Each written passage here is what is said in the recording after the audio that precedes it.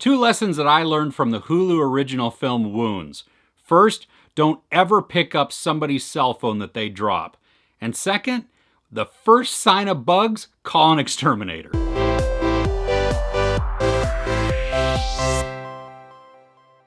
When a New Orleans bartender picks up a phone that was left in a bar, he begins to experience disturbing and bizarre things, which may or may not actually be happening. Armie Hammer stars along with Zazie Beets and Dakota Johnson in this psychologically messed up horror movie. There is a lot of jacked up imagery in Wounds, and there's also a ton of just cringe-inducing sound.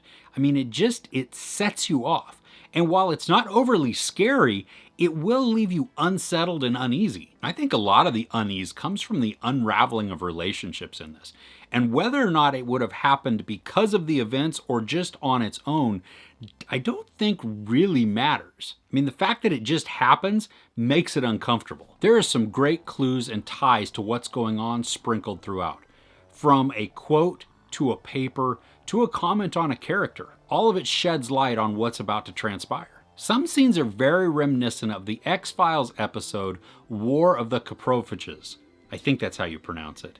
But anyway, if you know, you know. Armie Hammer is great in this and feels like he's really in his element. I mean, it feels effortless, which may or may not be a compliment, especially when you see how he behaves. Overall, it's creepy and weird and pretty unsettling, and also leaves you scratching your head at times, which is why I liked it. And it felt unique, even though the story may not be totally unique. If you're looking for a psychologically jacked up thriller and horror, then you may really enjoy Wounds.